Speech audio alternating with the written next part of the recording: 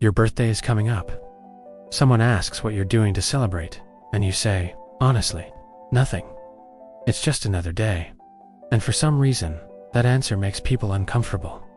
They look at you like something must be wrong. Your friends assume you're being negative. Your family thinks you're in a bad mood, and society has quietly taught all of us the same rule. If you're not excited for your birthday, then something must be missing. But what if that isn't true? What if not caring about your birthday doesn't mean you're sad, cold, or broken? What if it actually reveals something deeper about the way your mind works? Because people who don't care about birthdays are not all the same. In fact, they often fall into very different psychological patterns. Some people stopped expecting anything. Some people are so mentally occupied that dates lose emotional weight. And others reached a level of inner stability where they simply no longer need a day. Let's start with the first group. There are people who act indifferent about their birthday because life trained them to expect less. When disappointment happens often enough, the brain adapts. It begins to lower expectations before reality gets the chance to hurt again. As children, birthdays can feel enormous. You expect people to remember. You expect attention, warmth, surprise, and effort. But when those moments repeatedly fall short, something subtle begins to change. The mind starts making a quiet calculation. It hurts less if I expect nothing. And over time, that emotional adjustment can become a habit. So when someone says, I don't care, sometimes it is self-protection. A shield built slowly, over years. A way of avoiding disappointment before it arrives. But that is only one kind of person. There is another group that looks similar on the outside, but internally they are completely different. They are simply too mentally absorbed to assign much meaning to them. Their attention is somewhere else. They live in projects, plans, and ideas. Their mind is constantly moving toward the next task, the next problem, the next thing to build, solve, or survive. For people like this, dates often lose their emotional importance. Weeks blur together. Months move fast. The calendar becomes functional. It is not that they dislike their birthday. It just doesn't stand out enough to demand emotional energy. To others, this looks strange. How can someone forget their own birthday is coming? But some minds are not organized around symbolic moments. They are organized around momentum.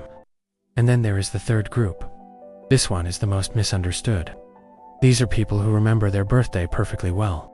They are not distracted. They are not shutting down emotionally. They simply do not need the ritual. They don't need a party to feel loved. They don't need attention to feel real. They don't need one special date to justify their existence. They stop depending on external moments.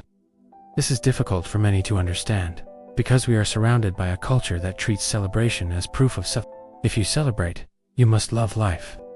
If you want nothing, people assume you must be empty. But those things are not the same. Some people develop a more internal sense of value. Their peace does not depend on being publicly appreciated on one particular day. They do not need candles, messages, or a crowded dinner to feel complete. And strangely, that can make other people uneasy. Because when someone is fine without the ritual, it challenges a belief many of us carry, that everyone should want the same kind of validation.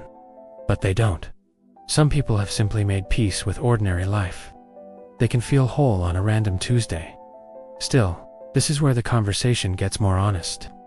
Not everyone who avoids birthdays is doing it from peace. Sometimes the distance comes from an old, emotional memory. Imagine being a child and waiting for your birthday with your whole heart. You picture how it will feel, who will be there, and then it arrives. And it feels smaller than the version you carried in your mind. Maybe someone important forgot. Maybe you realized the day mattered more to you than it did to anyone else. These create quiet wounds, and quiet wounds can shape adult behavior. A person may stop asking for anything, not because they don't care, but because wanting feels dangerous. That is why two people can say the exact same sentence, I don't care about my birthday, and mean completely different things. One person means, I genuinely don't need it. Another means, I train myself not to want it. From the outside, those look identical. So if you are someone who does not care about birthdays, there is an honest question worth asking. Is it freedom? Or is it defense? Is it peace? Or is it protection? Only you know the answer. And maybe that is the deeper point here. We are often taught to measure self-love invisible ways. Celebrate yourself. Post the photos. Make the moment big, but real self-worth is not always loud. Sometimes it looks like joy. Sometimes it looks like gratitude. And sometimes it looks like not needing a performance. Maybe maturity is about no longer needing that day to prove anything. If you spent your last birthday alone and still felt calm, you're not broken. You may just be someone who no longer needs permission, attention, or ceremony to feel complete. If this video felt personal, tell me in the comments. And if you're interested in hidden psychology, subscribe for the next video.